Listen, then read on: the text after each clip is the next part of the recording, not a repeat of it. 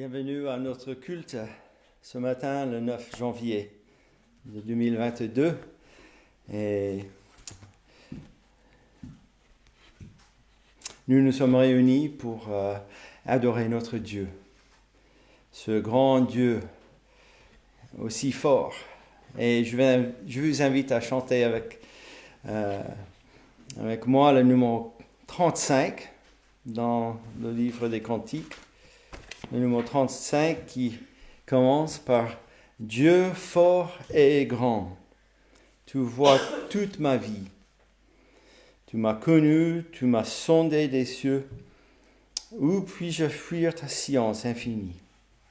Éternel roi, tu me suis en tout lieu. » Chantons le numéro 35.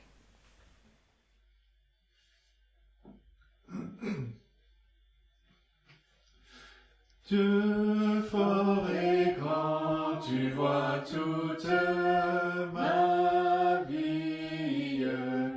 Tu m'as connu, tu m'as sondé des cieux. Où puis-je fuir ta science infinie? Éternel roi, tu me suis en tout lieu.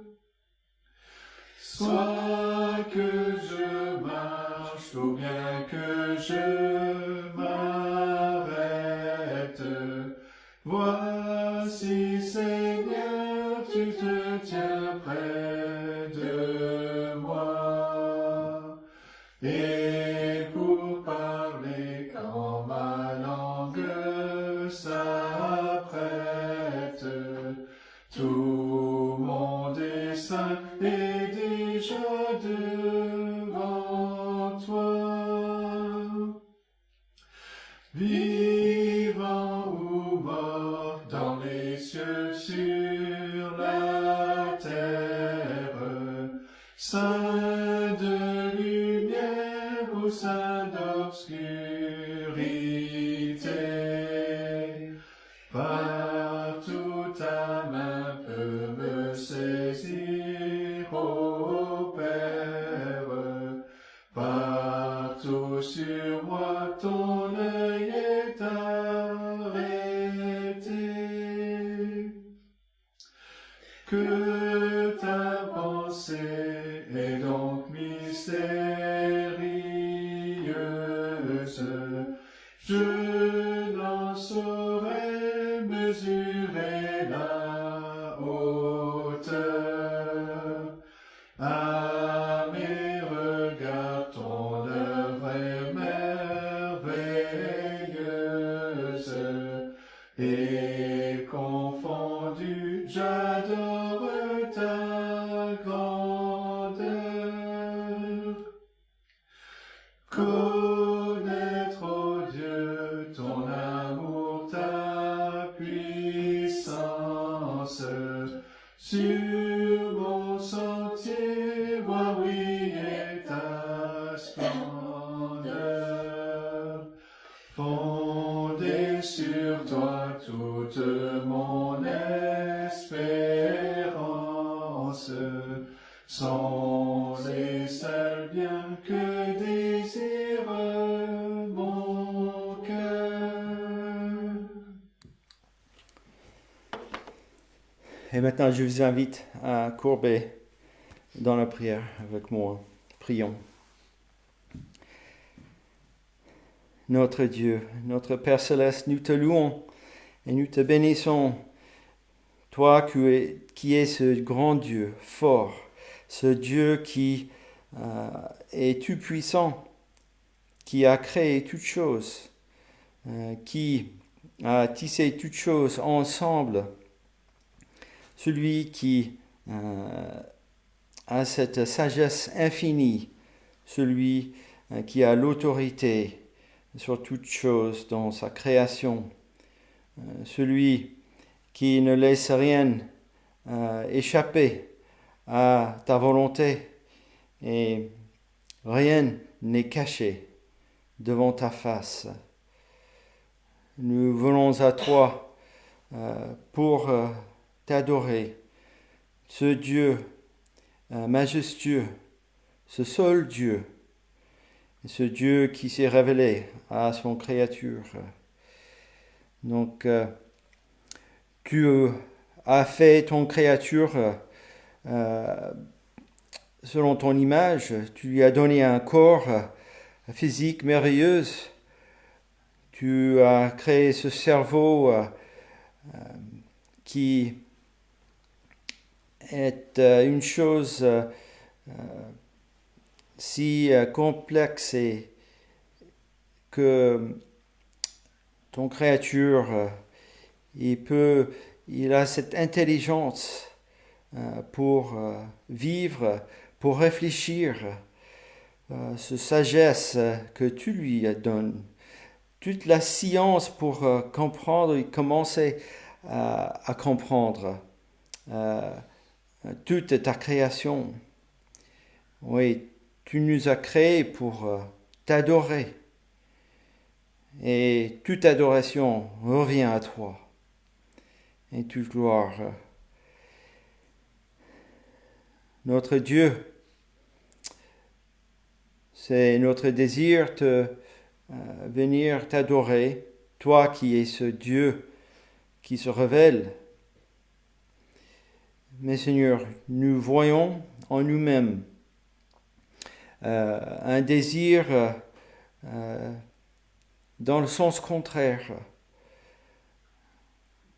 Nous avons cet désir de suivre nos propres volontés et en fait de mettre nous-mêmes à ta place et de nous donner satisfaction à nous-mêmes. C'est dans notre nature. Nous voyons tout cela dans ta parole. Et Seigneur, nous sommes levés ce matin dans cette journée que tu nous as donnée, déjà en conflit, où nous nous sentons fatigués, nous peut-être nous ne voulons pas même lever de notre lit. Après, il y a des tensions qui commencent tout de suite et que nous ne faisons pas tout comme il faut. Des tensions entre nous-mêmes, entre familles, entre enfants, des choses qui nous préoccupent, qui nous distraient et Seigneur, nous sommes devant toi. Ce matin encore, Seigneur, nous te demandons dans notre faiblesse que seulement toi qui peux nous aider pour te rendre gloire et louange comme il faut. Nous ne pouvons pas faire par nous-mêmes. Et donc c'est le problème. Mais toi, tu es ce Dieu de grâce. Et tu as envoyé ce moyen de salut pour enlever, ôter nos péchés devant ta face, de traiter ce problème du cœur humain. Cette chose que nous sommes, comme ta parole dit, nous sommes morts spirituellement devant toi. Nous ne pouvons pas voir toi, nous n'avons pas d'intérêt pour te chercher. Mais tu as envoyé ton Fils Jésus-Christ de venir en tant qu'homme pour vivre, pour t'obéir. Et puis il a donné sa vie. Il a racheté ton peuple et son sang qui a racheté tous ses péchés, les a expiés devant ta face. Et puis il est ressuscité. Celui qui n'a pas désobéi, tu l'as ressuscité. Et maintenant, il est à ta droite, il intercède pour nous, continuellement. Et combien nous en avons besoin. Seigneur, c'est ton évangile, c'est le message de ta parole que tu révèles dans ce monde. Et pour ton peuple, tu viens le chercher avec cette bonne nouvelle. Et là, à l'écoute de ce message, ton Esprit Saint vient toucher le cœur, de montrer toi qui es ce Dieu qui est souverain sur toutes choses et qui a sauvé par ce moyen de Jésus-Christ. Donc, Seigneur, nous sommes réunis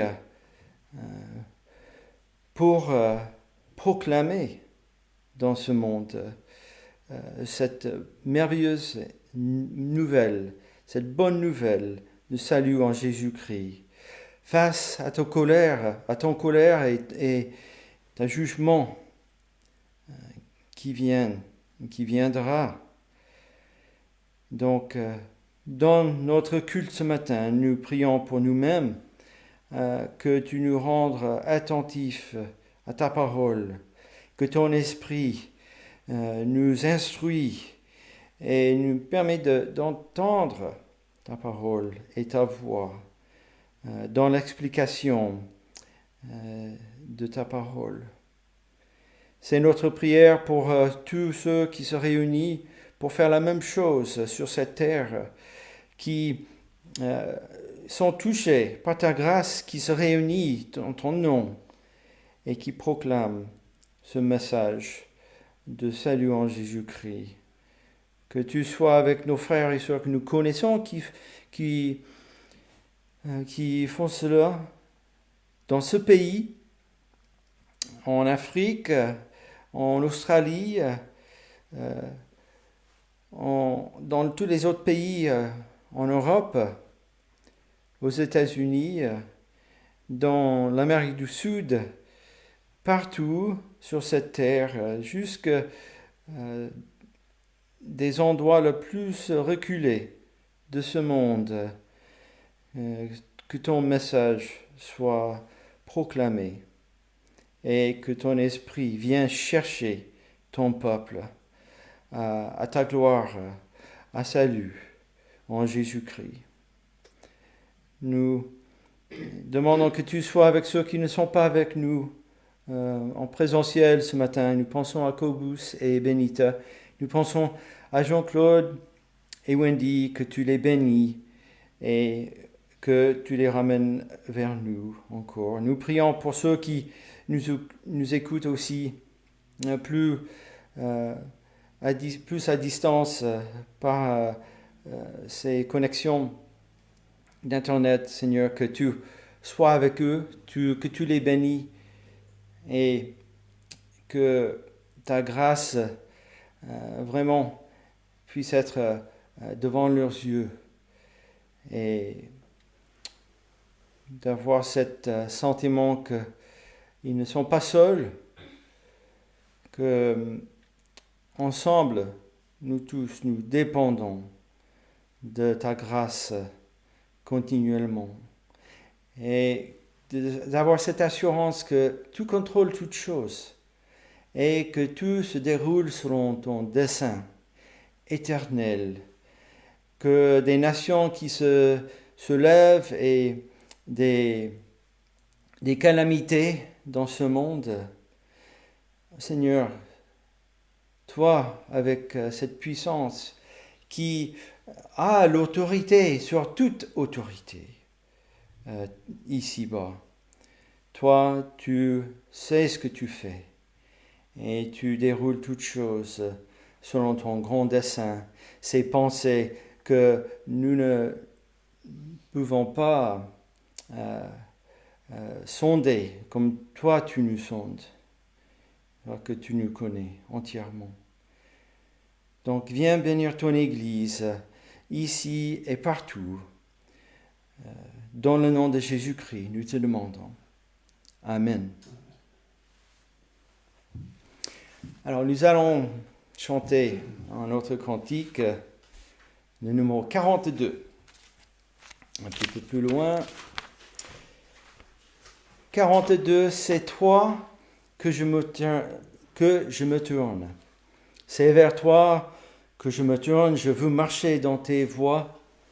J'élève mes mains pour te rencontrer, mon cœur désire te chanter, pour bénir et célébrer ton saint nom. Car tu es bon, tu es fidèle. Le numéro 42.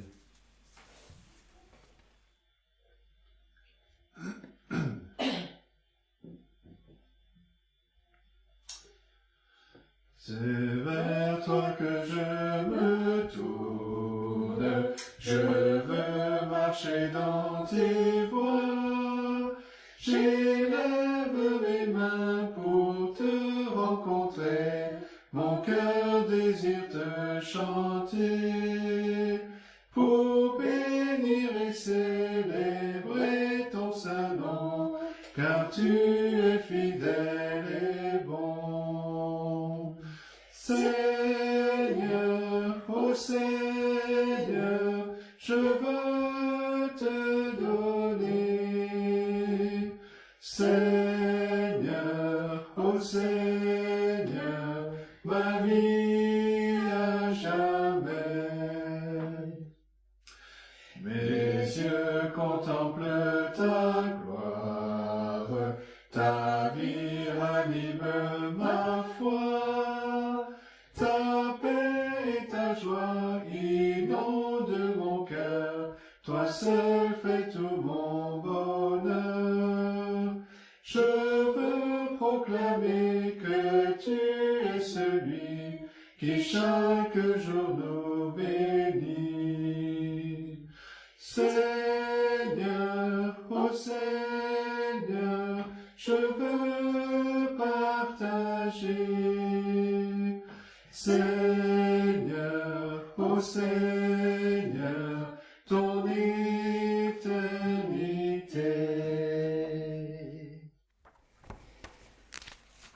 Et je vous invite à ouvrir la parole de Dieu pour une lecture dans l'Ancien Testament, dans le livre de Daniel. Alors, Daniel se trouve après Ézéchiel et juste devant Osée.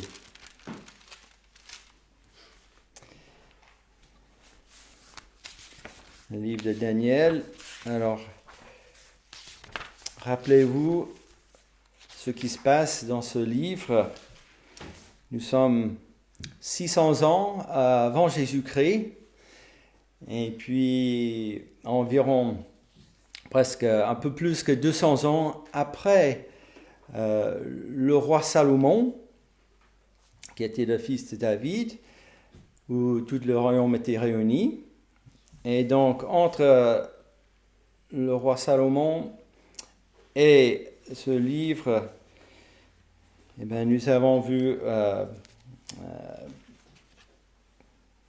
d'ailleurs dans d'autres prédications, et entre ces temps, il y avait les deux royaumes du nord et du sud, Israël et Juda, et puis le royaume d'Israël était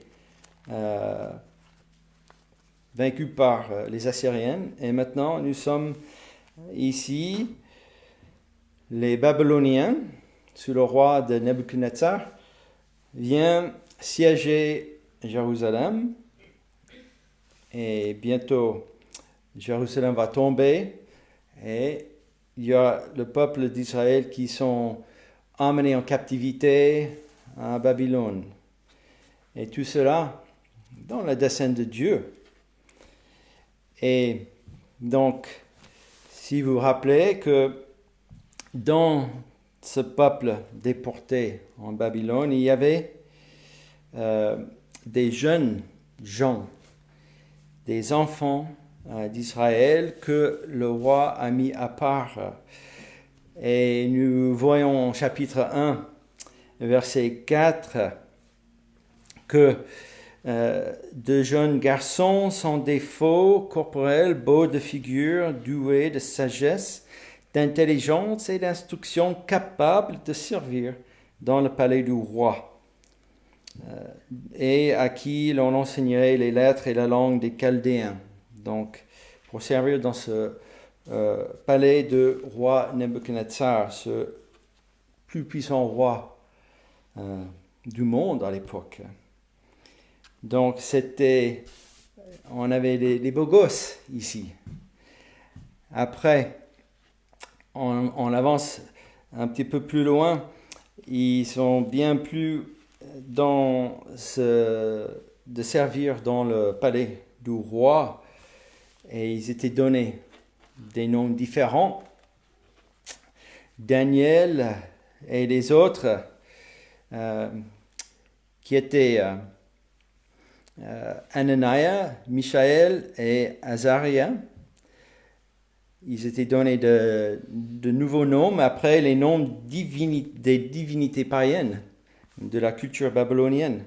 Donc, nous voyons qu'ils avaient beaucoup de dieux païens dans cette culture babylonienne. Verset 17, chapitre 1, Dieu accorde à ces 4 jeunes gens de la science, de l'intelligence, dans toutes les lettres et de la sagesse.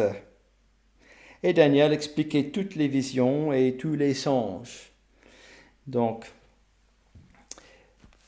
là, nous voyons aussi un petit peu plus loin, verset 20 de fin de chapitre 1, sur tous les objets qui réclamaient de la sagesse et de l'intelligence et sur lesquels le roi les interrogeait. Il les trouvait 10 fois supérieurs à tous les magiciens et astrologues qui étaient dans tout son royaume. Ainsi fut Daniel jusqu'à la première année du roi Cyrus, le roi qui viendrait après Babylone. Donc voilà, nous avons un petit résumé. Et nous allons voir que Dieu a révélé quelque chose à ce grand roi de Nebuchadnezzar. Un songe, n'est-ce pas? Et qui demandait que ces magiciens, ces astrologues disent ce que c'était ce songe, et puis l'interpréter. Et nous avons cette affirmation que cela, parmi les hommes, n'est pas possible, n'est-ce pas? C'est le verset 20 de chapitre 1. Non, excusez-moi. C'est le verset 11 où ils disent au roi, ce que le roi demande est difficile, il n'y a personne qui puisse le dire au roi excepté les dieux dont la demeure n'est pas parmi les hommes. Donc ça c'est verset 11 de chapitre 2. Et nous allons lire maintenant à partir de là jusqu'au verset 27. Et ce n'est pas vraiment de mettre l'accent sur ces jeunes hommes, mais que ce que Daniel avait dit à propos de son Dieu. Et donc, que vous regardez bien à la lecture le verset 20 à verset 23 et puis le verset 27. Donc, lisons ce passage, verset 12 de chapitre 2 de Daniel. Là-dessus, le roi se mit en colère et s'irrita violemment. Il ordonna qu'on fasse périr tous les sages de Babylone. La sentence fut publiée. Les sages allaient être mis à mort et l'on cherchait Daniel et ses compagnons pour les faire périr. Alors Daniel s'adressa d'une manière prudente et sensée à Arjoc, chef des gardes du roi, qui était sorti pour mettre à mort les sages de Babylone.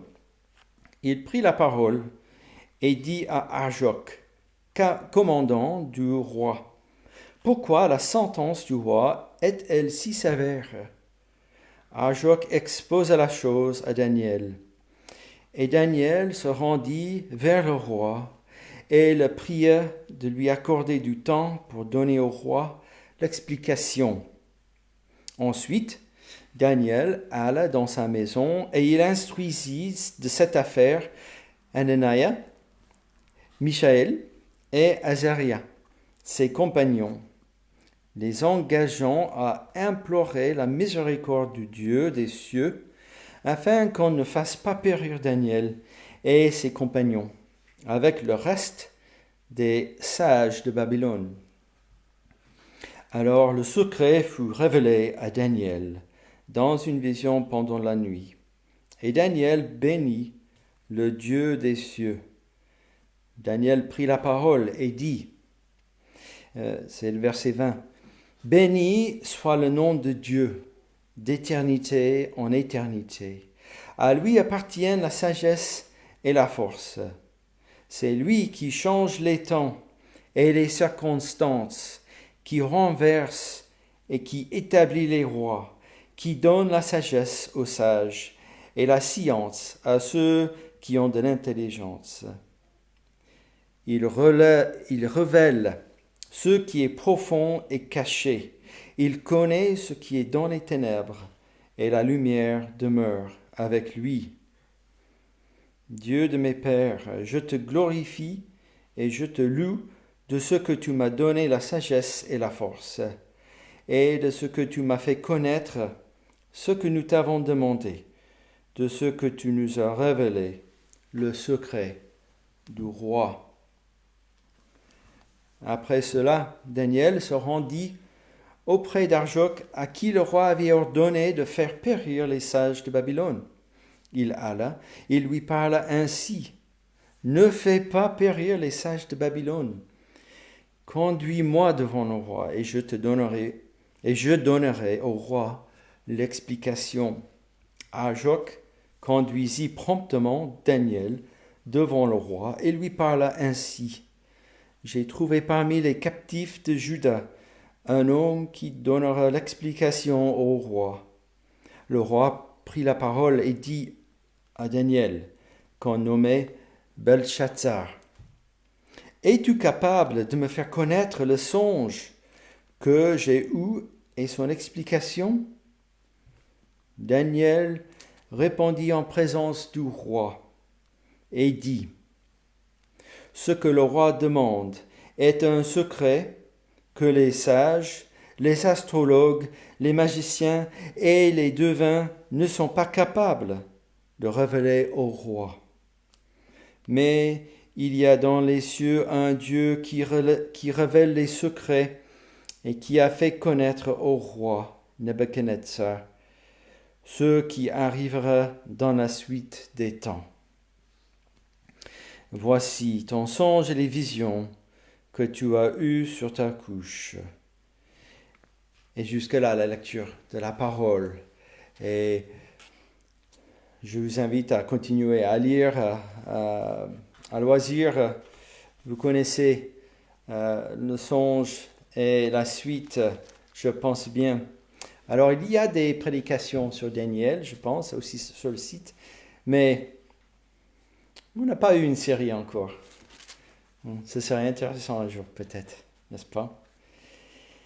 Bien, on voit aussi dans ce passage que Dieu avait un dessein pour ce grand roi, Nebuchadnezzar, parce que le grand roi avait ce dessein pour ce grand roi, pour que son peuple ne soit pas dissimulé dans la culture des Chaldéens, mais qu'il a promis de les ramener, parce qu'il allait sortir de son peuple celui qui allait venir pour les délivrer, le Messie, Jésus-Christ, n'est-ce pas, de les délivrer de leurs péchés. Voilà, je vous invite maintenant à chanter le numéro 344 pour continuer dans notre adoration. Que ne puis-je, ô mon Dieu, Dieu de ma délivrance, remplir de ta louange et la terre et les cieux, les prendre pour témoins de ma reconnaissance. Chantons ce beau cantique.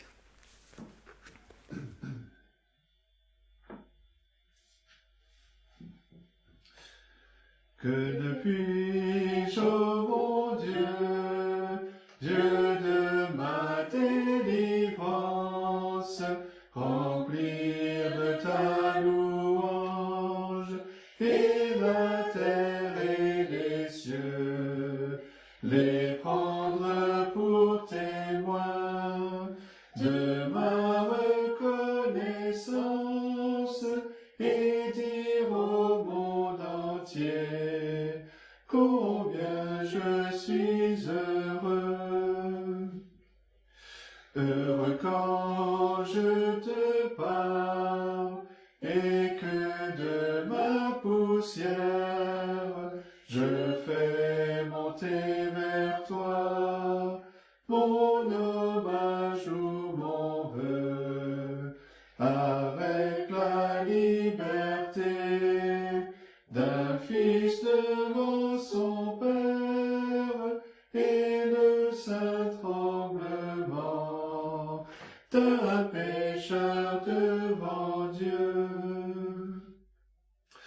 Heureux lorsqu'assailli par l'ange de la chute, prenant la croix pour arme et l'agneau pour sauveur, je triomphe à genoux et sors de cette lutte, vainqueur mais tout meurtri mais vainqueur. Heureux, toujours heureux, j'ai le Dieu fort pour Père, pour frère Jésus-Christ, pour conseil l'Esprit Saint. Je peux ôter l'enfer, que peut donner la terre, à qui jouit du ciel et du Dieu trois fois saint. Je vous invite à ouvrir la parole de Dieu pour lire un passage dans le livre des Actes, au chapitre 17. Donc le livre des Actes, et ici, nous sommes au 1er siècle, après Jésus-Christ, et nous avons l'apôtre Paul avec ses compagnons. Nous avons ces deux contrastes de prêcher l'évangile, très intéressant dans ce chapitre, n'est-ce pas, où nous allons commencer notre lecture à partir de verset 10 jusqu'au fin du chapitre. Et en première partie, nous avons Paul et Silas à Bérée, qui commençaient à prêcher l'évangile dans une synagogue, là où il y avait ces gens avec un arrière-plan de l'Ancien Testament, des fondations d'un Dieu, un seul Dieu créateur, et qui donne ce Messie, une délivrance dans cette lignée, cette postérité, cette alliance à travers Abraham. Et Paul commence à prêcher et d'expliquer Jésus-Christ, le message, le salut en Jésus-Christ par les Écritures. Donc c'est intéressant pour nous lorsque nous rencontrons ceux qui se proclament chrétiens dans cette grand titre judéo-chrétien, que ce soit ces titres qu'on donne, catholiques, protestants, ainsi de suite, que nous puissions revenir à la parole de Dieu et de pouvoir expliquer l'évangile auprès de après la parole de Dieu. Et les Béréens, ils sont regardés pour voir la parole de Dieu, pour voir ce que Paul disait était vrai. C'est comme ça que l'Esprit peut travailler dans le cœur à travers sa parole. Et l'autre contraste, Paul était laissé tout seul à Athènes. Par la suite, et dans cette grande démocratie athénienne, bien rodée, depuis des siècles déjà, il y avait des philosophes, des scientifiques qui voulaient essayer de discuter de l'existence de toutes choses. Et nous avons Paul ici au milieu d'eux, ces gens-là qui n'avaient pas cet arrière-plan d'un Dieu créateur. Mais ici, il commence à expliquer l'évangile. Il commence par ce Dieu qui a créé toutes choses. C'est intéressant. Nous allons lire maintenant. Verset 10 jusqu'au fin du chapitre. Aussitôt, les frères firent partir de nuit Paul et Silas pour Bérée. Lorsqu'ils furent arrivés, ils entrèrent dans la synagogue des Juifs.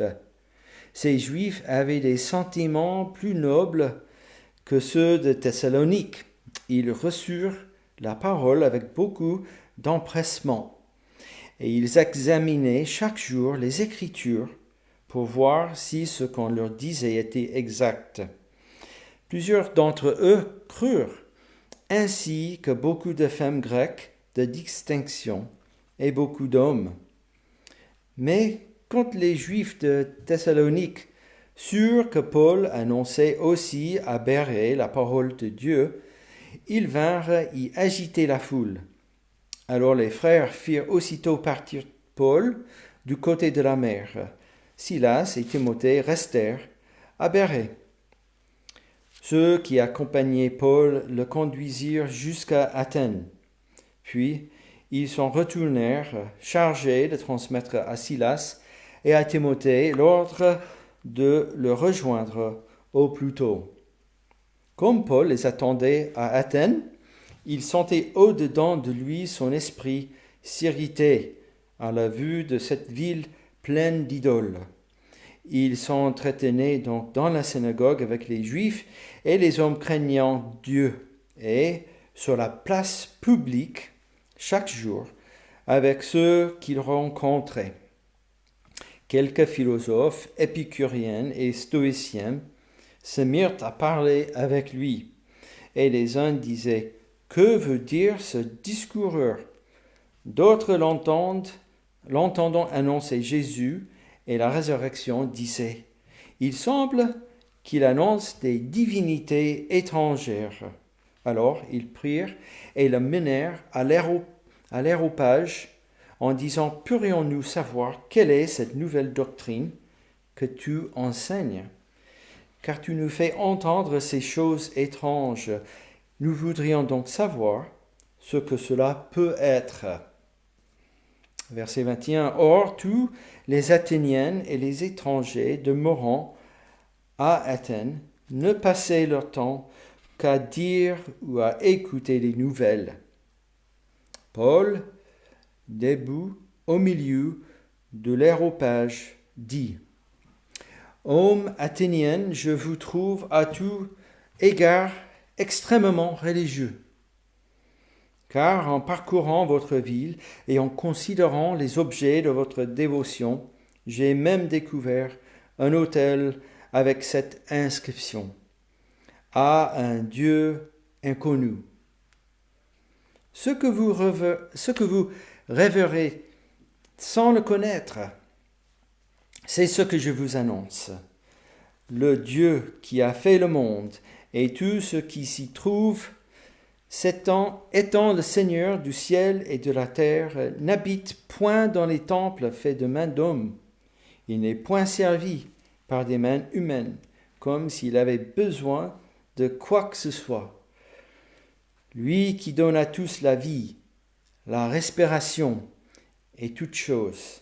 Il a fait que tous les hommes, sortis d'un seul sang, habitent sur toute la surface de la terre, ayant déterminé la durée des temps et les bornes de leur demeure.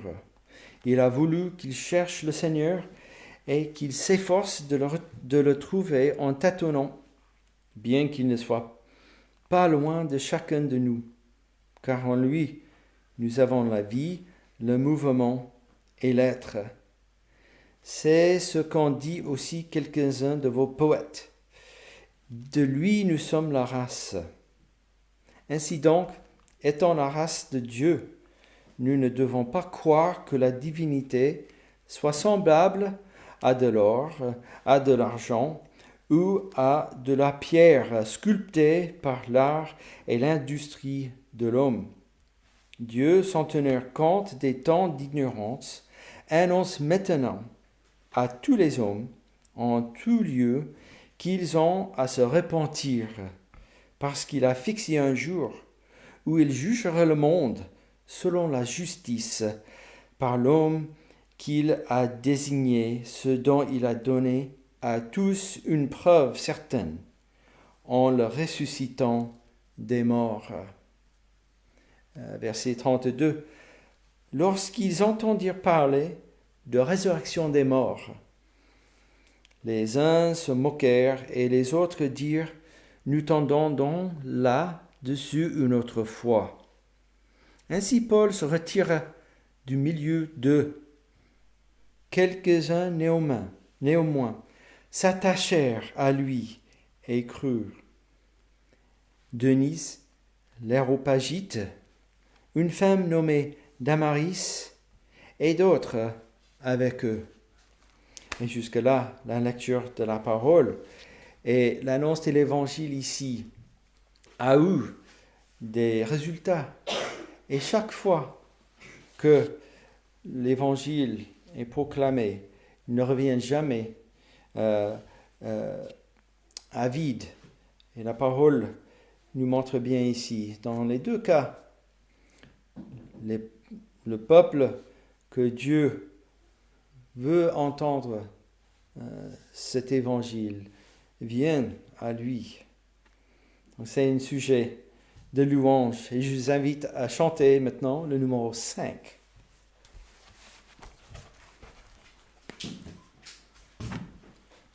Numéro 5.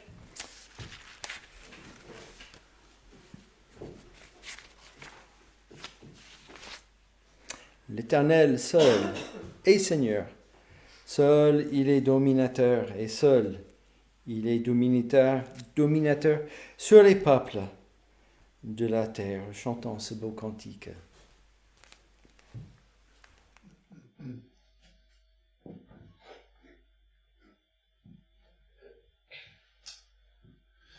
L'Éternel seul est Seigneur, seul il est dominateur, seul il est dominateur sur les peuples de la terre.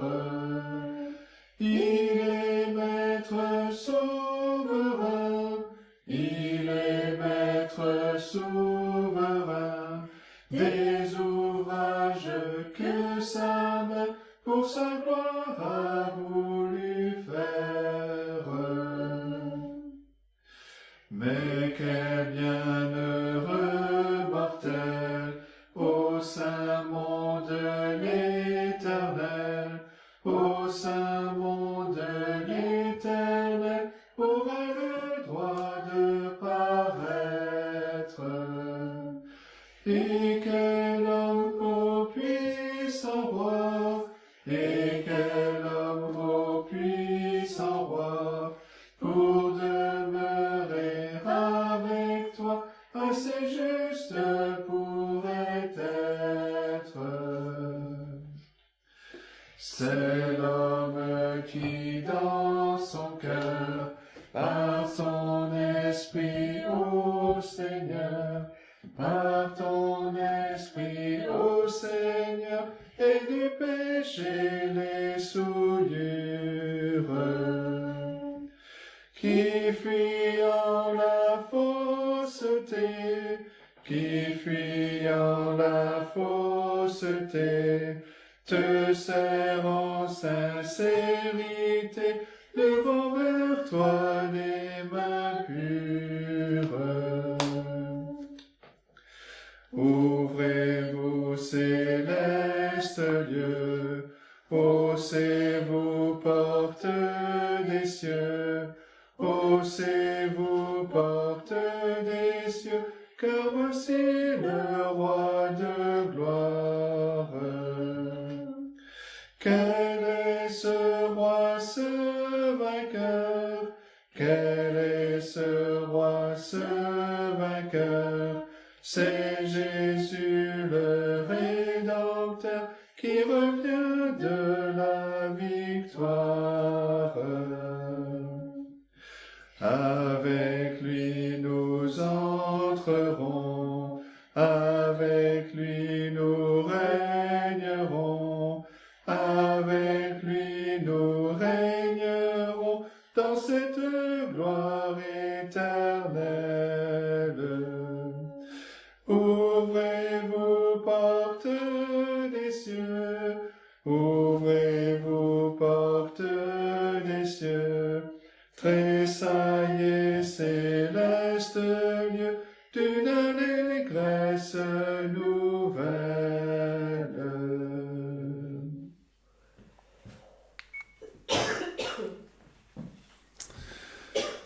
Bien, je vous invite à ouvrir la parole de Dieu dans le livre des psaumes. Et nous allons regarder le psaume 47. Le psaume 47. Et voici la parole de Dieu. Ô chef des chantres, des fils de Corée. Psaume. Vous tous, peuple, battez des mains, poussez vers Dieu des cris de joie. Car l'Éternel, le Très-Haut, est redoutable. Il est un grand roi sur toute la terre. Il nous assujettit des peuples, il met des nations sous nos pieds. Il nous choisit notre héritage, la gloire de Jacob qu'il aime. Dieu monte au milieu des cris de triomphe. L'Éternel s'avance au son de la trompette. Chantez à Dieu, chantez, chantez à notre roi, chantez, car Dieu est roi de toute la terre. Chantez un cantique. Dieu règne sur les nations. Dieu a pour siège son saint trône.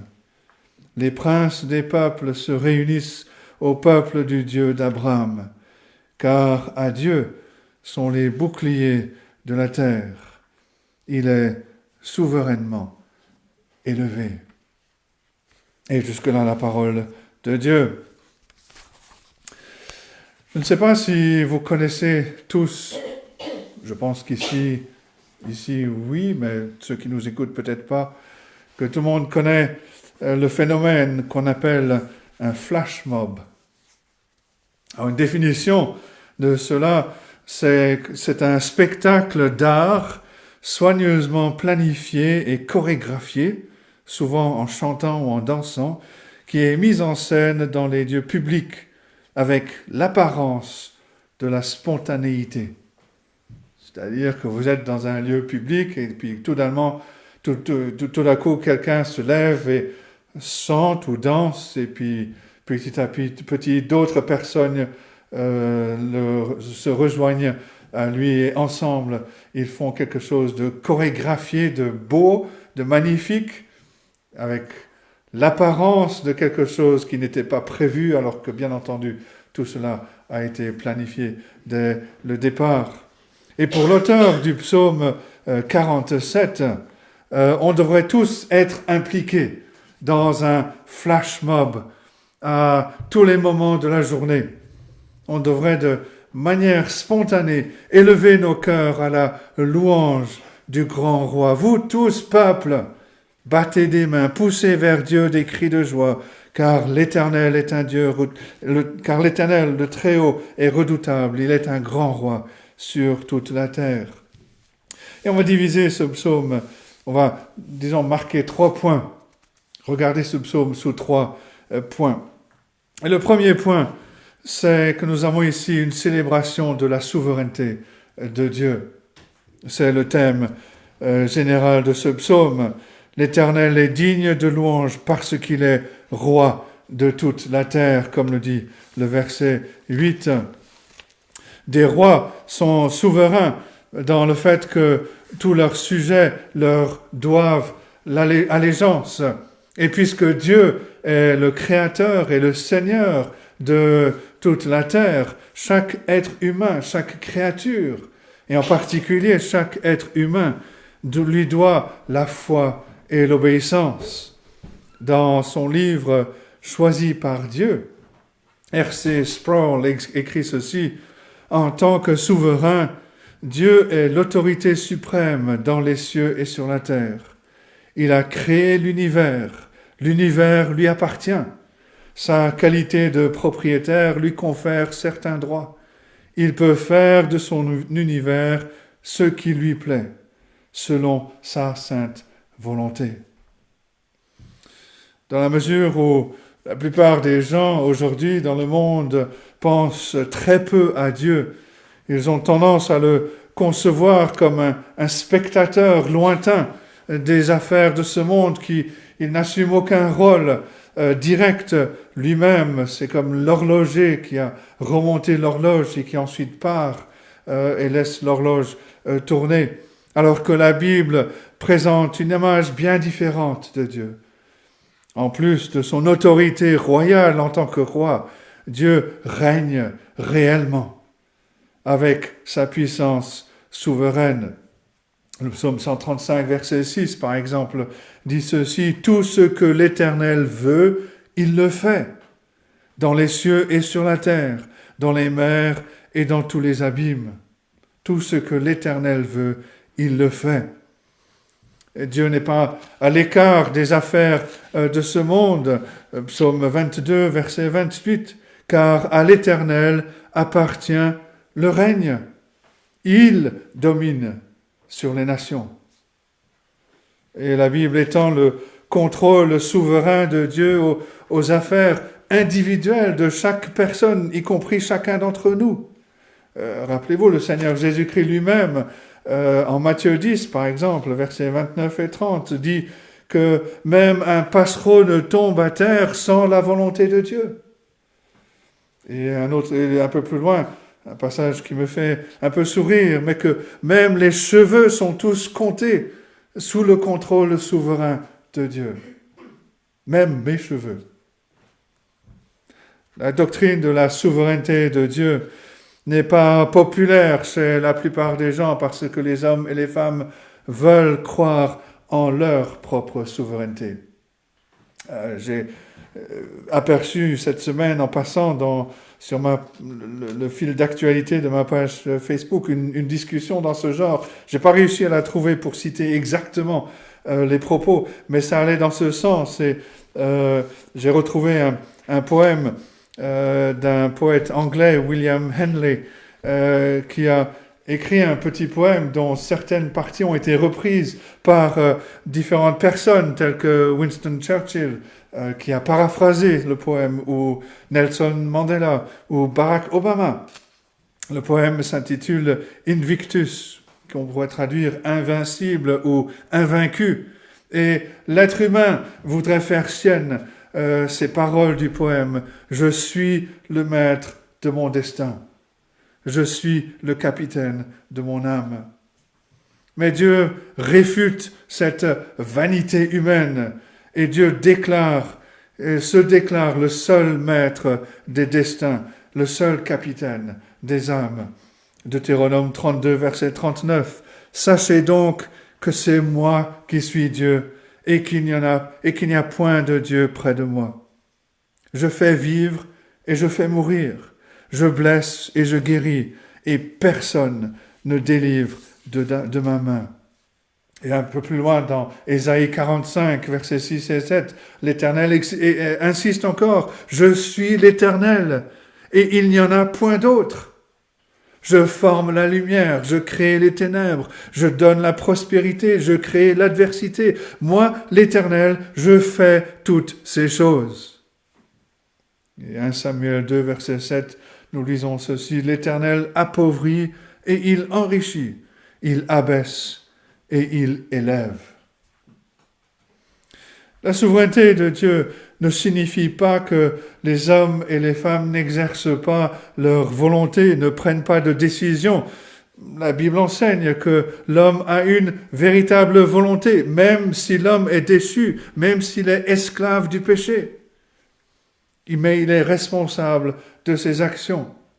La volonté de Dieu est encore accomplie en toutes choses, même dans et par les actes pécheurs des hommes méchants. Le prophète Jérémie, par exemple, en Lamentation 3, versets 37 et 38 dit ceci. « Qui dira qu'une chose arrive sans que le Seigneur l'ait ordonné ? N'est-ce pas de la volonté du Très-Haut que viennent les maux et les biens ? Les rois de ce monde gouvernent par voie de proclamations royales qui sont envoyées dans tous les pays. Dieu règne également par décret, et ces décrets sont souverains. Le psalmiste dit au verset 9, « Dieu règne sur les nations, Dieu a pour siège son saint trône. » Et de ce trône, le décret de Dieu accomplit toute sa sainte volonté. Dans le Nouveau Testament, l'apôtre Paul, par exemple, va dire que les croyants en Christ sont sauvés par le décret éternel de Dieu. Éphésiens chapitre 1, verset 11, ayant été prédestinés suivant le plan de celui qui opère toutes choses d'après le conseil de sa volonté. Et Ésaïe 46, verset 9 et 10, établit le décret de Dieu comme souverain sur toute chose. Ésaïe 46, verset 9, « Car je suis Dieu et il n'y en a point d'autre. Je suis Dieu et nul n'est semblable à moi. J'annonce dès le commencement ce qui doit arriver et longtemps d'avance ce qui n'est pas encore accompli. Je dis, mes arrêts subsisteront et j'exécuterai toute ma volonté. » Et pour le psalmiste, la souveraineté illimitée de Dieu s'étend à tous les peuples, qu'ils croient ou non. Dieu est souverain. Et ce psalmiste indique cette souveraineté, cette seigneurie universelle en nommant Dieu à la fois comme Yahvé, traduit en français par l'Éternel, le nom d'alliance que Dieu a donné pour que son peuple l'utilise et se rappelle de cette alliance. Mais il l'appelle aussi le Très-Haut, un nom qui était utilisé par les incroyants pour déclarer la divinité souveraine du Dieu d'Israël. Et parce que Dieu est souverain, le psaume sonne un appel universel à la louange. Vous tous, peuple, battez des mains, poussez vers Dieu des cris de joie. Mais avançons dans un deuxième point et regardons la souveraineté de Dieu dans le jugement et le salut. Et le psalmiste va spécialement louer Dieu pour sa souveraineté dans le fait qu'il juge les ennemis et qu'il sauve son peuple. D'abord au verset 4, « Il nous assujettit des peuples, il met des nations sous nos pieds. » Cette déclaration se réfère probablement à la conquête de Canaan par Israël sous la direction de Josué. Et cette conquête impliquait le jugement de Dieu sur les peuples qui habitaient dans le pays. L'image d'avoir des nations sous nos pieds se réfère à cette pratique ancienne de placer le pied sur la gorge des captifs qui avaient été conquis pendant la bataille, de montrer qu'ils étaient maintenant prisonniers. La victoire d'Israël ne résultait pas de la puissance d'Israël ou de la vertu d'Israël, mais c'était l'acte souverain de Dieu qui jugeait les ennemis qui habitaient dans le pays de Canaan. Il met des nations sous nos pieds. L'Éternel met des nations sous nos pieds. Et de tels jugements n'ont pas seulement eu lieu pendant la conquête de Canaan par Israël, mais ils ont lieu tout au long de l'histoire, de sorte que tous les hommes et toutes les femmes devraient louer, devraient craindre Dieu, qui est souverain pour juger le péché et le mal. Dans son commentaire sur les psaumes, un commentateur du nom de James Boyce écrit au sujet d'un homme appelé Arnold Toynbee, j'espère que je prononce correctement, qui en 1961 a conclu son projet massif qu'il avait commencé en 1934. Et son projet était une étude de l'histoire avec un grand H. Et Toynbee avait identifié 34 civilisations distinctes. Et il avait noté que chacune, à son tour, s'était levée, était tombée, et puis a disparu. L'Égypte, par exemple, était une grande puissance tôt dans l'histoire, mais aujourd'hui, elle n'est plus cette puissance impériale.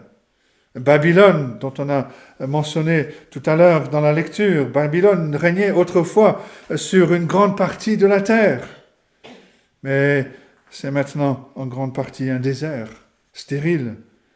La Grèce, Rome se sont élevées comme des merveilles successives, mais toutes les deux sont tombées en ruine et ont été conquises. Et plus récemment, l'Union soviétique a pris le pouvoir avant de tomber à son tour. Et James Boyce commente, même les États-Unis d'Amérique, bien qu'ils soient maintenant au sommet de la puissance mondiale, sont en déclin et n'échapperont pas à la loi inexorable de l'histoire, à savoir que selon Proverbe 14, verset 34, la justice élève une nation, mais le péché est la honte des peuples. L'une après l'autre, chacune de ces puissances est crue, souveraine sur la terre, mais chacune a appris la vérité du psaume 47, verset 8. Dieu est le roi de la terre, de toute la terre. C'est lui seul qui est souverain. Et l'histoire montre que lorsque les nations poursuivent la justice selon la volonté révélée de Dieu, elles prospèrent, elles acquièrent une puissance. Bien entendu, aucune nation, aucun être humain ne peut accomplir parfaitement la loi sainte de Dieu pour être juste par ses œuvres. Mais les nations qui sont généralement honnêtes, respectueuses de la vie, qui cultivent la vertu, vont généralement connaître la bénédiction sous la main de Dieu. Et d'autre part, l'histoire montre que les nations qui sont fondées sur la cupidité, sur la passion charnelle, qui cultivent la méchanceté et la violence, vont inévitablement tomber dans la ruine, même quand elles se croient être grandes. La leçon, c'est que le jugement de Dieu sur les nations devrait nous amener à louer le Seigneur et à le craindre. Parce que c'est lui qui élève et c'est lui qui abaisse. C'est lui qui juge. Craindre Dieu, cela veut dire que nous respectons sa parole qui est souveraine, que nous avons peur de nous rebeller contre lui, de désobéir à ses commandements. Verset 3, « Car l'Éternel, le Très-Haut, est redoutable. Il est un grand roi sur toute la terre. » La crainte de Dieu est une leçon qui est enseignée par Sanchérib, le conquérant assyrien, qui a pris le titre de grand roi pour lui-même. On lit cela en Ésaïe 36, verset 4. Rappelez-vous, Sanchérib s'est élevé contre Juda, de sorte que le roi de Juda, Ézéchias, est allé dans la présence de l'Éternel, s'est agenouillé devant lui pour implorer sa protection. Et Ézéchias s'est adressé à Dieu comme au grand roi. Et nous lisons en Ésaïe 37, verset 16, sa prière: « Éternel des armées, Dieu d'Israël, assis sur les chérubins, c'est toi qui es le seul Dieu de tous les royaumes de la terre. c'est toi qui as fait les cieux et la terre. Ézéchias a reconnu cette souveraineté de Dieu sur toutes choses. Et en réponse à la prière d'Ézéchias, l'Éternel a détruit l'armée assyrienne de 185 000 soldats. Et peu après, Sanchérib a été tué. Et sa revendication de souveraineté a été démentie. Ce n'est pas Sanchérib qui est souverain, c'est l'Éternel. Ézéchias nous montre aussi que si ces détracteurs du monde haïssent l'idée, la souveraineté de Dieu est une source de joie, une source de réconfort pour le peuple de Dieu.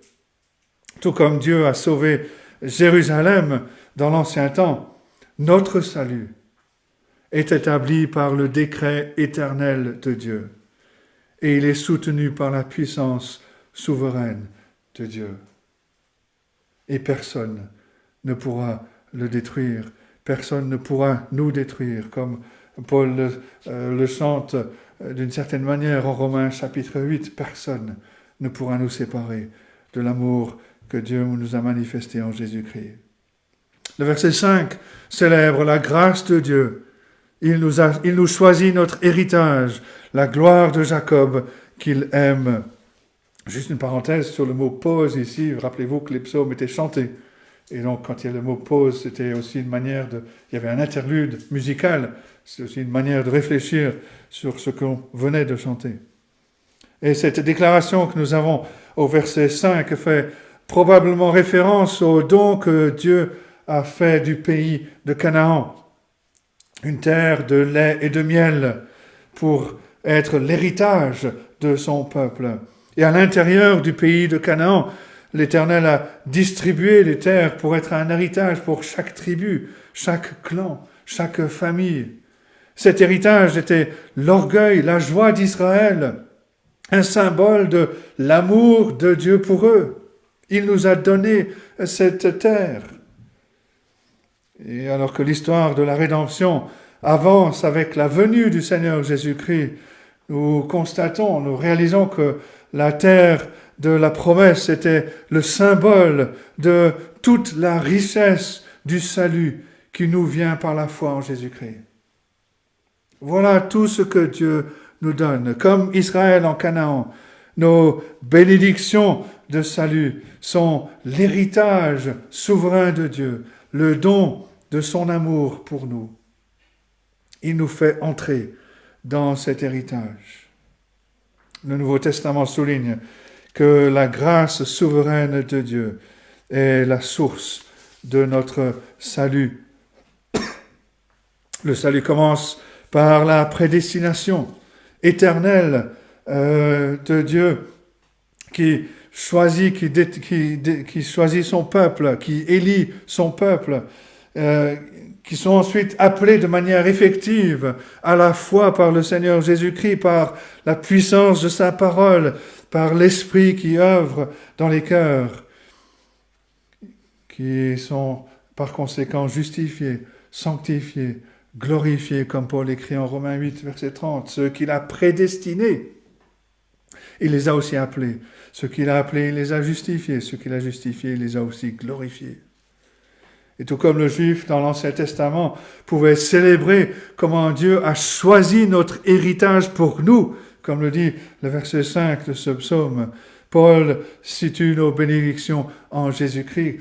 Encore une fois, Éphésiens chapitre 1, verset 4 à 6. En Christ, Dieu nous a élus avant la fondation du monde, pour que nous soyons saints et irréprochables devant lui. Il nous a prédestinés dans son amour à être ses enfants d'adoption par Jésus-Christ, selon le bon plaisir de sa volonté, pour célébrer la gloire de sa grâce, dont il nous a favorisés dans le bien-aimé. Il a choisi notre héritage pour nous, et il l'a choisi en Christ. Et il nous donne toutes choses en Christ.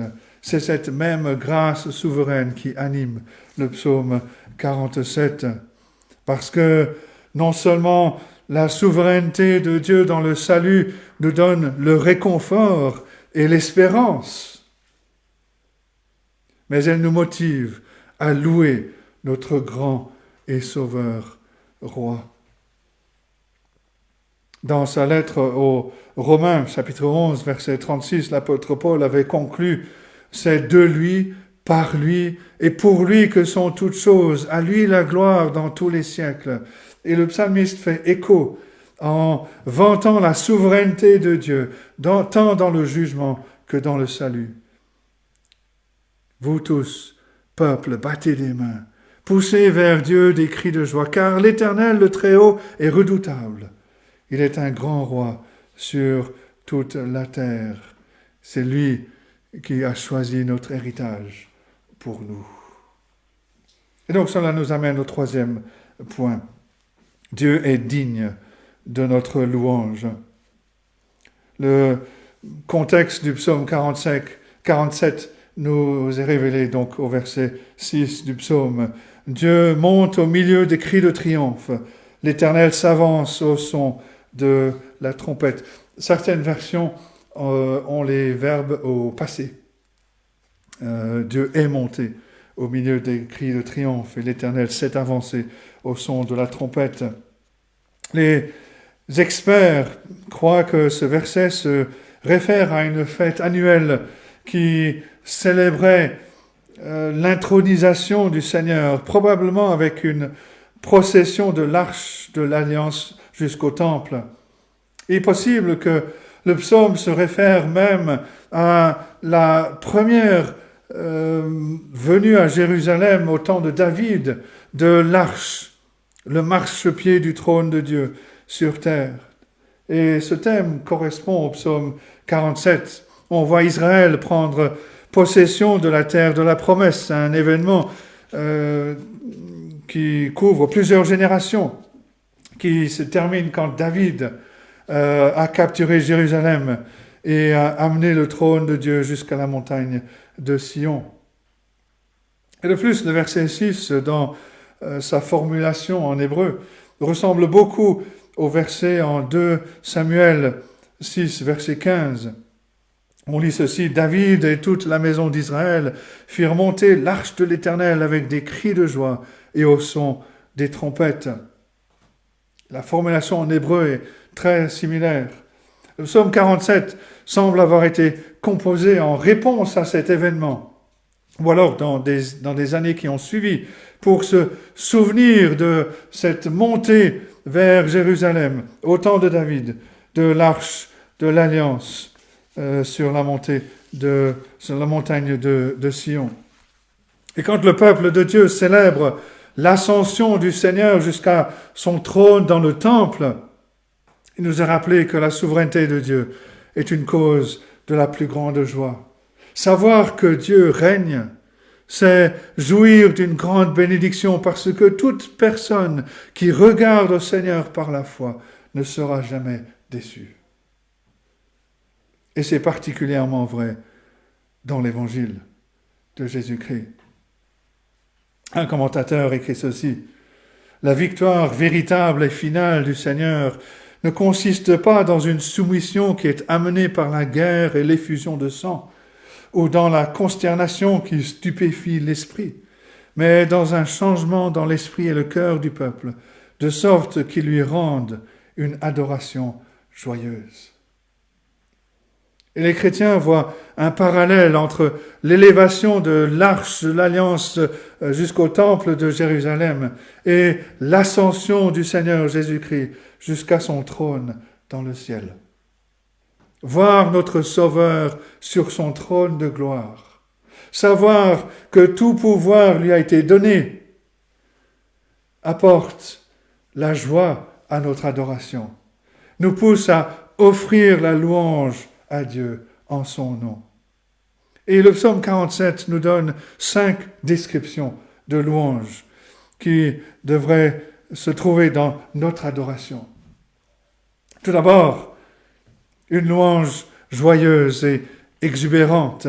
Le psaume commence avec ces paroles, « Vous tous, peuple, battez des mains, poussez vers Dieu des cris de joie. » Mais s'il y a cette exubérance dans le psaume, on doit aussi noter la différence entre nos cultes d'adoration Et la scène rappelée ici dans le psaume 47, le psaume 47 ne décrit pas les rassemblements réguliers des Israélites. Il ne décrit pas le culte régulier des Israélites, mais c'est une fête spéciale, c'est une occasion de célébration. Rappelez-vous, quand David est monté à Jérusalem et qu'il a amené l'arche de l'Alliance jusqu'au temple, il sautait, il dansait devant l'arche en s'avançant vers Jérusalem. Cet acte symbolique a été accompli lors d'une occasion unique, par une personne unique, qui était un type, un précurseur du Messie. Cet acte que David a accompli n'établit pas de mandat pour une danse liturgique dans les églises aujourd'hui. Et de même, l'appel du psaume 47 pour les festivités n'impose pas des cris, des applaudissements dans nos cultes, pas plus que cela n'était le cas pour les rassemblements réguliers à l'époque de l'Ancien Testament. Mais, ayant dit cela, à la lumière de la grâce souveraine de Dieu, notre adoration ne devrait jamais être triste, terne ou détachée. Nous nous rassemblons pour louer Dieu et nous sommes ceux qui ont toutes les raisons de se réjouir. Et donc le plaisir spirituel devrait être évident dans notre adoration. Le cri du peuple de Dieu et le retentissement des trompettes, rappelez-vous, ont fait tomber les murs de Jéricho quand Israël est entré dans la terre de la promesse, Josué 6, verset 2.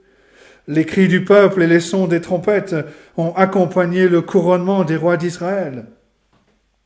Le Seigneur Jésus-Christ va revenir sur terre au son de la trompette et des cris des bouches de ceux qui auront été ressuscités. 1 Corinthiens 15, verset 52. Et nous devrions entendre cette trompette chaque fois que l'évangile est prêché, chaque fois que l'évangile est chanté. Et la clameur de la grâce de Dieu dans nos cœurs devrait produire une excitation joyeuse dans notre adoration. Notre adoration devrait être joyeuse. Deuxièmement, la louange est révérente et remplie de crainte. Beaucoup de gens pensent aujourd'hui que l'on est soit joyeux, soit révérencieux, ou révérencieux. Mais la Bible met les deux ensemble. La Bible les unit. Par exemple, Psaume 2, verset 11. « Servez l'Éternel avec crainte et réjouissez-vous avec tremblement. » Psaume 2, verset 11. « Nous tremblons devant la majesté de la gloire de Dieu. Nous nous réjouissons de la grâce, de sa tendre miséricorde. » Nous avons chanté tout à l'heure ce cantique où nous nous approchons avec la joie, la liberté d'un fils devant son Père et la crainte d'un pécheur devant Dieu. La révérence est exprimée dans le culte qui est conforme à la parole de Dieu. David a appris cela quand il a amené l'arche au temple. Sa première tentative, rappelez-vous, s'était terminée par un désastre parce que David n'avait pas consulté les Écritures. Les Lévites faisaient monter l'arche de l'Alliance sur un char à bœufs et quand l'arche a été déséquilibrée, un des sacrificateurs, Uza, s'est saisi de l'arche pour la stabiliser et en réponse à cela, le Dieu 3 fois saint a frappé Uza et l'a tué pour avoir osé toucher son trône avec une main profane. 2 Samuel 6, versets 6 et 7. David, le roi, a réalisé son erreur. Il a consulté l'Écriture, il a consulté les instructions de Dieu pour l'adoration. Et alors seulement, il a pu faire monter l'arche de l'Alliance vers le temple. L'auteur de la lettre aux Hébreux nous exhorte à faire de même. Hébreux 12, versets 28 à 29. C'est pourquoi, recevant un royaume inébranlable, montrons notre reconnaissance en rendant à Dieu un culte qui lui soit agréable, avec piété, avec crainte, car notre Dieu est aussi un feu dévorant. Oui, il y a la joie d'être réconcilié avec Dieu, la joie d'avoir cette intimité avec Dieu. Mais il y a aussi la révérence, la crainte. Troisièmement, l'adoration devrait être avec une musique, je dirais une musique maîtrisée. On voit cela au verset 7. On a ce verbe chanter que l'on trouve à 4 reprises. Chanter à Dieu, chanter, chanter à notre roi, chanter. Et le verbe en hébreu englobe à la fois le chant, mais aussi le jeu d'un instrument de musique. Alors les chrétiens ont peut-être pas tous des voix qu'ils considèrent attirantes, ou ils ne pensent pas être doués pour jouer d'un instrument de musique, mais chaque destinataire de la grâce de Dieu a un chant à chanter. Et il peut joyeusement offrir la musique à la louange de Dieu par Jésus-Christ. Selon le livre de l'Apocalypse, nous chanterons à la gloire de Dieu dans le ciel. Et d'une certaine manière, le psaume 47 nous dit de commencer les répétitions maintenant. Chantez, chantez à Dieu, chantez à notre roi, chantez. Quatrièmement, nous sommes appelés à adorer Dieu avec attention. Dans notre traduction, ce n'est pas clair. Le verset 8, la fin nous dit « chanter un cantique ». Dans l'hébreu, cela nous dit, si on le traduirait, la version française dirait « chanter un masquil ». Alors, bien que le sens précis ne soit pas connu, les experts pensent qu'un masquil, c'est un chant d'instruction. Parce que la racine de ce mot contient l'idée de sagesse et de compétence. C'est un chant d'instruction. Le Seigneur Jésus-Christ lui-même a enseigné à ses disciples que nous ne devons pas offrir des paroles vides au Seigneur dans notre adoration, des répétitions vaines comme le font les païens dans leur prière, Matthieu 6, verset 7. Au lieu de cela, nous devrions approcher Dieu en termes de vérité biblique claire. Et donc notre musique, nos chants doivent être bibliques dans leur contenu. Notre chant doit provenir de cœurs inspirés par la vérité de l'Évangile. Et comme nous allons passer l'éternité à chanter les vérités du Seigneur Jésus-Christ et de Dieu notre Père. Mais cela ne signifie pas que notre culte doit être académique ou trop intellectuel. Un commentateur raconte l'histoire d'une visite qu'il a faite auprès d'un ami croyant qui était dans les derniers instants de son pèlerinage sur terre. Et cet ami se rappelait le jour de sa conversion à la foi en Jésus-Christ. Et il décrivait ce jour comme ce merveilleux matin où Dieu a transporté son âme dans l'océan de son amour. Et cet homme, l'esprit de cet homme s'est un peu dissipé. Et le commentateur a réalisé que le cœur de son ami s'était tourné vers l'adoration de Dieu. Et tandis que l'homme savourait silencieusement ces bénédictions en Christ, le commentateur pouvait entendre sa voix qui répétait très doucement « C'est merveilleux, c'est merveilleux ». Et de même, notre louange, que ce soit en privé ou que ce soit ensemble, en tant qu'Église, notre louange devrait savourer les merveilles qui nous ont été révélées dans la parole de Dieu et qui nous ont été données en Jésus-Christ. Et ce commentateur écrit ceci. Le peuple de Dieu le loue et l'adore pour ce qu'il est dans son être essentiel.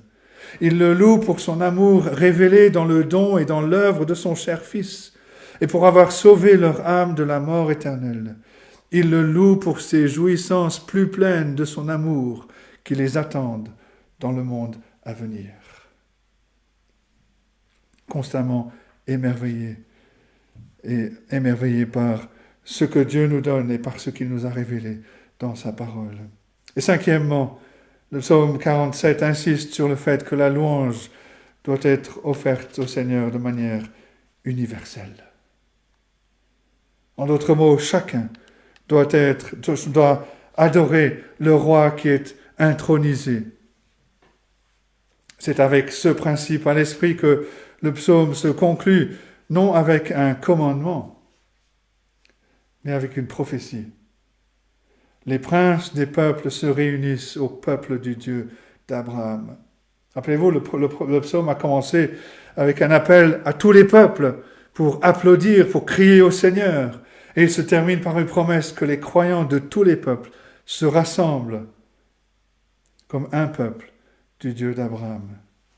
L'expression « les princes des peuples » peut désigner des croyants qui servent de représentants de leur tribu et de leur nation devant Dieu. Mais cette expression peut aussi indiquer que le Seigneur est capable de vaincre les chefs qui sont opposés à lui et de soumettre leur cœur par sa grâce. Et le psalmiste de dire « car à Dieu sont les boucliers de la terre ». En disant cela, il souligne que toutes les ressources de la puissance sur la terre sont à sa disposition. Aucune puissance ne peut s'opposer à sa volonté souveraine concernant le salut de son peuple. Personne ne pourra l'empêcher de sauver ceux qu'il a choisi de sauver. Il est réconfortant pour nous de réaliser qu'un psaume qui loue Dieu pour sa souveraineté arrive à son apogée, à l'adoration de Dieu par des pécheurs, par les lèvres des pécheurs qui ont été rachetés par sa grâce. Ainsi, l'ancienne promesse de Dieu à Abraham sera accomplie lorsque l'évangile de Jésus-Christ aura parcouru l'histoire. Rappelez-vous, Dieu avait promis à Abraham, et nous l'avons vu récemment en Genèse chapitre 12, « Je ferai de toi une grande nation.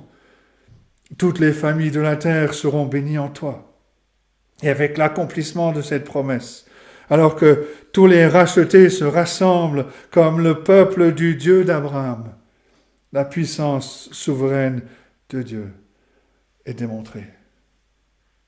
Ce qu'il a promis dans les temps anciens, il l'accomplit. Et plus que cela, nous célébrons la miséricorde souveraine qu'il a accordée à une multitude immense de toutes les nations qui se rassemblent pour chanter la louange de notre Seigneur, de notre Sauveur, de ce grand roi qui est notre Dieu. Et à cause de la grâce souveraine de Dieu pour les pécheurs, le psalmiste conclut, Dieu est souverainement élevé. Il est souverainement élevé.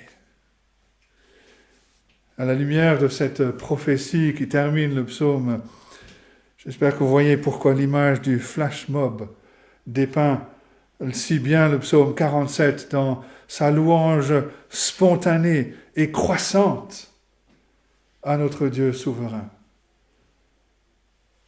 On commence avec un chanteur, puis quelques-uns, et puis les autres qui étaient là autour se lèvent pour rejoindre l'ensemble. C'est exactement ainsi que se déroule dans l'histoire la vision prophétique du psaume 47, où de plus en plus de gens se joignent à ce chœur pour chanter les louanges du grand roi. Et à la fin, le Seigneur Jésus-Christ sera hautement exalté par son peuple composé de personnes de toute langue, de toute tribu, de toute race, de toute nation. Cette chorale, ce chœur, grandit un membre à la fois quand le chant de l'Évangile se répand dans le monde. Et la question que nous devons nous poser, c'est est-ce que nous avons rejoint cette chorale? Est-ce que nous avons cru dans le Seigneur Jésus-Christ? Et en réponse à la grâce merveilleuse de Dieu qui nous a manifestée, est-ce que nous élevons notre voix pour chanter ses louanges?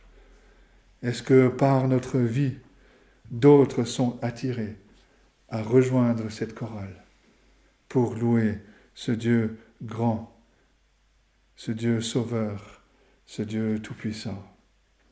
Que Dieu nous fasse la grâce de faire partie de ce peuple, d'être émerveillés toujours plus par cette grâce libre, cette grâce souveraine, et que nous fassions partie de ce peuple qui, déjà ici-bas, commence à le louer. Peut-être de manière imparfaite, mais quand même, le loue pour sa bonté, pour sa grâce envers nous, et le louera de manière parfaite, dans la gloire pour toujours. Que Dieu nous aide à méditer sur ces choses et qu'il bénisse sa parole à nos cœurs. Amen.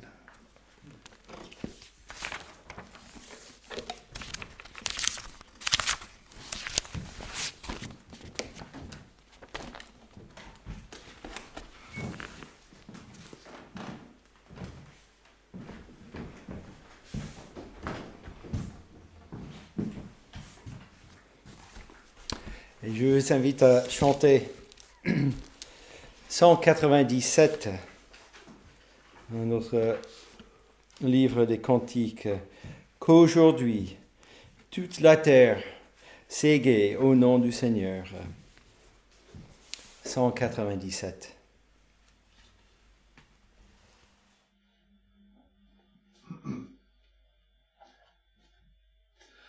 Aujourd'hui, toute la terre s'égaie au nom du Seigneur, car Dieu monte sa prière par Jésus le Rédempteur.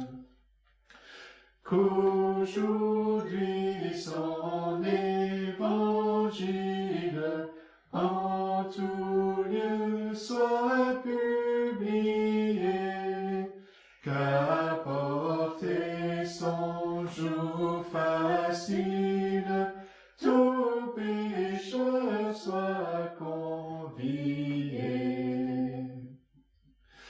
Qu'aujourd'hui beaucoup d'esclaves de l'erreur et de la mort soient tirés de leurs entraves par la grâce du Dieu fort. Qu'aujourd'hui la paix descende, Seigneur, sur tous tes enfants, et que partout l'on entende leurs hymnes reconnaissants. C'est vraiment ce dernière strophe que nous souhaitons.